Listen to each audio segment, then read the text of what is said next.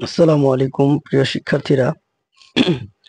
আজকে মহাকাশ ও মহাবিশ্ব নিয়ে কিছু কথাবার্তা বলবো, যেগুলো লাল দাগ দেওয়া দেওয়া থাকবে, অর্থাৎ যেগুলো নিচে আপনি দেখবেন আন্ডারলাইন দেওয়া বা গোল চিহ্ন দেওয়া, সেগুলো আমাদের জন্য খুবই গুরুত্বপূর্ণ। তো প্রথমে আমরা যেটা যাবে সেটা হচ্ছে নক্ষত্র। নক্ষত্রটা হচ্ছে যেসব যেসব জ্যোতিষ্কের নিজস্ব আলো আছে তাদের বলা নক্ষত্র। যেসব জ্যোতিষ্কের নিজস্ব আলো আছে তাদেরকে বলা হয় নক্ষত্র। তো চাঁদকে আমরা অনেকে নক্ষত্র মনে করি, অ্যাকচুয়ালি চাঁদ নক্ষত্র নয়, চাঁদ হচ্ছে একটা উপগ্রহ। সূর্য হচ্ছে একটা নক্ষত্র, এটাকে ইংরেজিতে বলা হয় স্টার।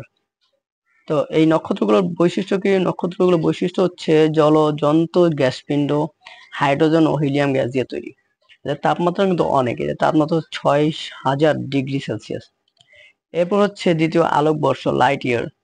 তো আলো প্রতি সেকেন্ডে 3 লক্ষ কিলোমিটার পথ অতিক্রম করে। ভাবা যায়, প্রতি সেকেন্ডে 3 লক্ষ কিলোমিটার পথ অতিক্রম করে। এই বেগে 1 বছরে আলো যে পরিমাণ দূরত্ব অতিক্রম করবে তাকে আমরা আলোকবর্ষ বলবো। অর্থাৎ প্রতি সেকেন্ডে যদি সে 3 লক্ষ কিলোমিটার পথ অতিক্রম করে, তো প্রতি সেকেন্ডে এরকম করে সেকেন্ডটাকে আমরা মিনিটে নিব, মিনিট থেকে আমরা সেটাকে ঘন্টা নিব, ঘন্টা থেকে মাস, সপ্তাহ, মাসে নিয়ে এরপর বছরে আমরা যদি কনভার্ট করি, তো আমরা দেখবো মানে এক আলোকবর্ষ পরিমাণ কত হয়। তো সেটাকে যদি আমরা খেয়াল করি, তো 1 আলোকবর্ষ সমান হচ্ছে আমাদের, অর্থাৎ 9.46 into 10 to the power 12। 10 to the power 12 বলতে যেমন আমরা 1 ইন্টু, অর্থাৎ আমরা যদি এইভাবে করি যে 10 স্কোয়ার মানে হচ্ছে 10 ইন্টু 10, হিসাব করেন, 2টা শূন্য। এরকম করে এই স্কোয়ার জায়গায় যখন 12 দিই, তার মানে 12টা শূন্য কত বড় হইতে পারে, মানে কত বিশাল কিলোমিটার হবে, সেটা আমরা আসলে আমাদের নর্মাল ক্যালকুলেটর গুলোতে ধরবে না। এরপর পৃথিবীর নিকটতম নক্ষত্র হচ্ছে সূর্য। সূর্যের নিকটতম নক্ষত্র হচ্ছে আবার প্রক্সিমা সেন্টারাই। তো সূর্য থেকে পৃথিবীতে আলো আসতে সময় লাগে, সূর্য থেকে পৃথিবীতে আলো আসতে সময় লাগে 8 মিনিট, 8 মিনিট 19 সেকেন্ড বা 8.32 সেকেন্ড। প্রক্সিমা সেন্টারাই পৃথিবী থেকে দূরত্ব হচ্ছে 4.2 আলোকবর্ষ, যেটা হচ্ছে প্রায় 38 লক্ষ কোটি কিলোমিটার প্রায়। ভাবা যায়। এরপর হচ্ছে নক্ষত্র মণ্ডলী, অর্থাৎ মেঘমুক্ত অন্ধকার রাতে কয়েকটি রাতের আকাশে কয়েকটি নক্ষত্র বিশেষ আকৃতিতে মিলে জোট বাঁধে, সেগুলোকে আমরা নক্ষত্র মণ্ডলী বলতে পারি, নক্ষত্র মণ্ডলী বলি। অর্থাৎ উল্লেখযোগ্য নক্ষত্র মণ্ডলী হচ্ছে সপ্তর্ষি মণ্ডল, কালপুরুষ, ক্যাসিওপিয়া, লঘু সপ্ত, বৃহৎ কুক্কুর মণ্ডল। এরপর হচ্ছে গ্যালাক্সি, যেটা আমরা সবাই জানি। তো গ্যালাক্সি হচ্ছে মহাকাশের গ্রহ, নক্ষত্র, ধূলিকণা, ধূমকেতু, বাষ্পের কুণ্ডের এক বিশাল সমাবেশকে নক্ষত্র জগৎ বা গ্যালাক্সি বলে। মানে এখানে সবকিছু আছে, মহাকাশের গ্রহগুলো আছে, নক্ষত্রগুলো আছে, ধূমকেতু আছে, ধূলিকণা আছে, সবকিছু মিলে হচ্ছে আমাদের নক্ষত্র, অর্থাৎ গ্যালাক্সি, নক্ষত্র জগৎ যেটাকে বলা হয়। তো মহাকাশে গ্যালাক্সির সংখ্যা প্রায় 100 বিলিয়ন। ভাবা যায়, 1 বিলিয়ন হচ্ছে 100 কোটি, 1 বিলিয়ন হচ্ছে 100 কোটি, তাহলে মানে এরকম 100 কোটি যদি হয়, 100 সাথে 100 দিয়ে গুণ দেন, বাবা অনেক। এত এতরও প্রায় এর চেয়েও বেশি আছে। মহাকাশে গ্যালাক্সির সংখ্যা কত? 100 বিলিয়ন। তো বেশিরভাগ গ্যালাক্সি সর্পিলাকার এবং উপবৃত্তাকার। এরপর হচ্ছে নীহারিকা, যেটাকে নেবিউলা বলা হয়, অর্থাৎ মহাকাশে অসংখ্য স্বল্প আলোকিত তারকার আস্তরণ হলো নীহারিকা। তো নীহারিকার দেহ গ্যাসীয় পদার্থে পূর্ণ। ছায়াপথ বা আকাশগঙ্গা, যেটাকে মিল্কি ওয়ে বলা হয়, আমরা যেটাকে জানি, খুবই গুরুত্বপূর্ণ। কোন একটি গ্যালাক্সির ক্ষুদ্র অংশকে বলা হয় ছায়াপথ, কোন একটি গ্যালাক্সির ক্ষুদ্র অংশকে বলা হয় ছায়াপথ। এটাকে আরেকটু ভাবে যদি আমরা বলতে চাই, সেটা হচ্ছে উত্তর দক্ষিণে বেশ বড় পরিসরে যুক্ত তেজদীপ্ত স্বচ্ছ দীর্ঘ আলোর রেখা।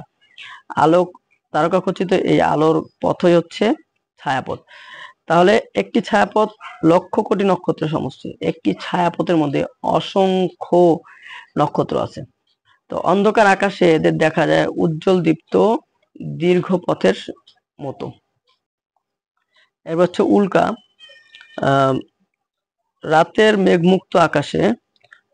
মেঘমুক্ত আকাশে অনেক সময় মনে হয় যেন নক্ষত্র ছুটে যাচ্ছে, বা যে কোনো নক্ষত্র খসে পড়লো।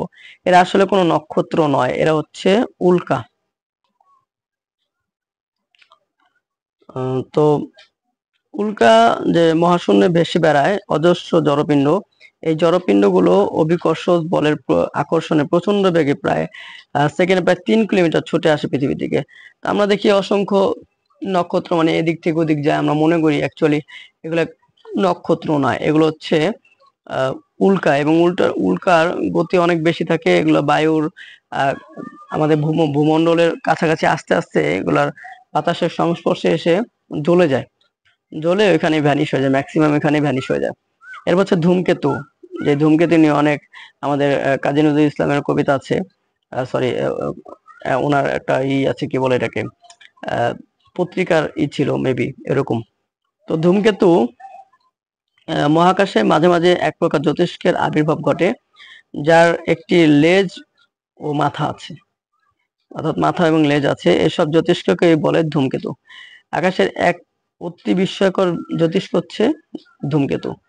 আর এই ধূমকেতু, এটাকে হ্যালির ধূমকেতু বলা হয়, যেটা প্রথমবার দেখা দিয়েছিল 1759 সালে। এর প্রতি বছর প্রায় প্রতি 76 থেকে 75 বছর পর পর দেখা দেয়। তো এই হ্যালির ধূমকেতু আবিষ্কার করেন জ্যোতির্বিজ্ঞানী এডমন্ড হ্যালি, তার নাম অনুসারে হ্যালির ধূমকেতু। তো হ্যালির সর্বশেষ হ্যালির ধূমকেতু দেখা যায় 1986 সালে। এটা পরবর্তীতে 2062 সালে দেখা দেবে। এখন তো 24 সাল, প্রায় আরো তো 30 বছরের কাছাকাছি, যদি আমরা বেঁচে থাকি ইনশাল্লাহ এবং সুযোগ হয় আমরা দেখব। এরপর হচ্ছে গ্রহ। তো গ্রহ, আমরা যে গ্রহে বাস করি সেটা তো পৃথিবী, সেটা জানি। তো গ্রহ হচ্ছে মহাকাশে কতগুলো জ্যোতিষ্ক সূর্যকে নির্দিষ্ট সময় নির্দিষ্ট পথে পরিভ্রমণ করে এদেরকে বলে গ্রহ। তো নিজের কোনো আলো বা তাপ নেই গ্রহের নিজস্ব কোনো আলো বা তাপ নেই। গ্রহসমূহ সূর্যকে কেন্দ্র করে আবর্তিত হয় মহাকর্ষ বলের প্রভাবেই সে সূর্যকে কেন্দ্র করে আবর্তিত হয়। তো সৌরজগতে 8টি গ্রহ আছে, আগে 9টি ছিল, পরে একটি বাদ দেওয়া হয়েছে, কারণ তার মধ্যে গ্রহের অন্যান্য বৈশিষ্ট্যগুলো নেই। এর হচ্ছে উপগ্রহ। গ্রহ হচ্ছে ছোট যেগুলা।